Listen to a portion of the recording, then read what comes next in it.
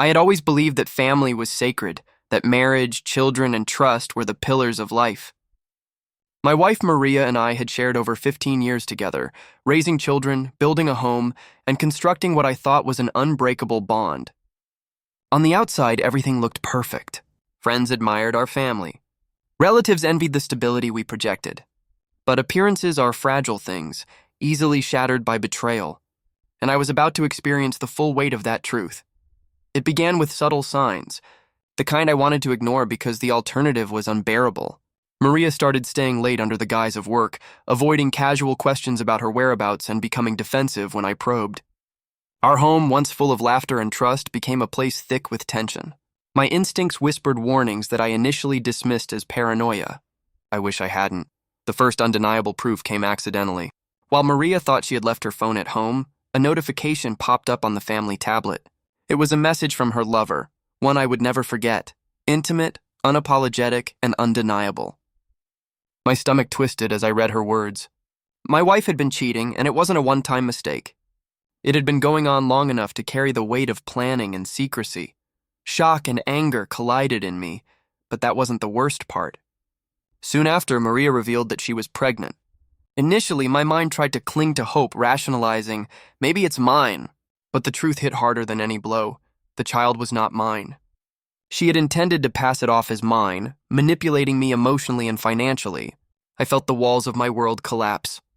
The betrayal was total, and it was compounded when my own son, David, my flesh and blood, approached me with a shocking demand. He expected me to take financial responsibility for the child, insisting that as the father of Maria's legitimate children, I should do the right thing and support the affair child. The audacity of it left me speechless. My own son was trying to make me complicit in deceit, to shoulder a burden that was not mine to bear. The betrayal was now multi-generational, twisting the foundation of trust I had built over decades. I realized immediately that I could not act impulsively. Anger alone would solve nothing.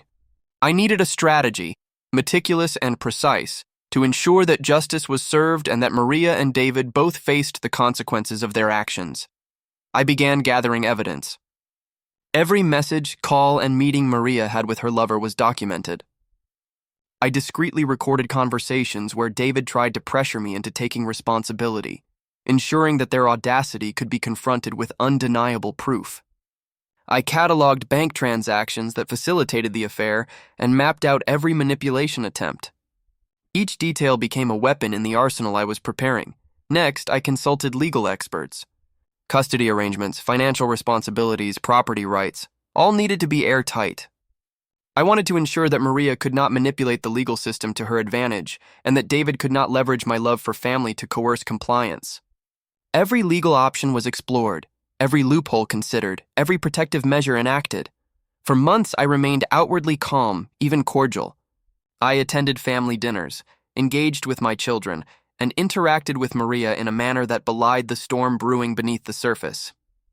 My patience paid off. Their overconfidence, especially David's assumption that I would cave, made them careless. More evidence emerged as they believed they were untouchable.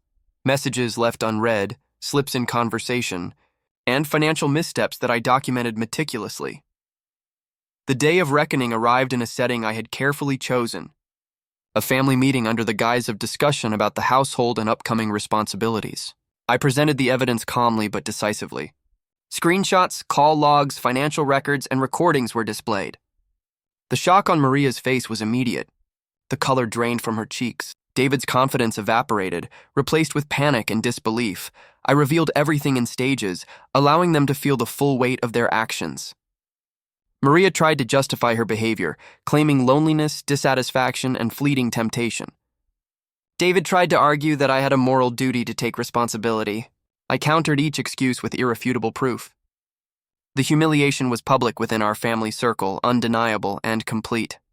Then came the enforcement phase. Financial control was asserted, accounts redirected, assets protected, and legal measures put in place to prevent manipulation. Custody arrangements were formalized to protect my children from further emotional harm, and Maria's and David's attempts to coerce compliance were nullified. Socially, their deception could no longer hide.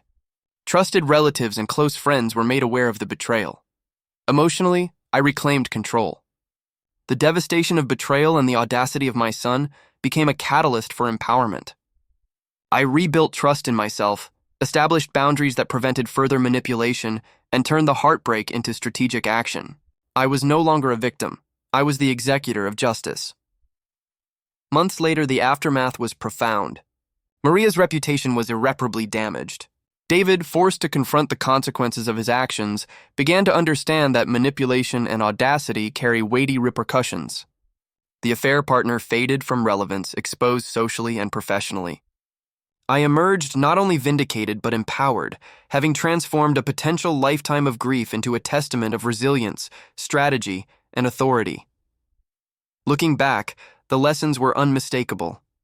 Betrayal, no matter how audacious or multi-layered, can be countered with patience, foresight, and precise execution. Maria and David had assumed they could manipulate, deceive, and escape accountability. They were wrong. Their audacity became their undoing. In the end, I didn't just survive betrayal, I reclaimed authority, dignity, and control over my life and family. The affair, the deception, and my son's attempt to force complicity became the catalyst for strategic revenge that was thorough, undeniable, and unforgettable. My life was rebuilt stronger, wiser, and fully under my command, leaving no space for manipulation or deceit.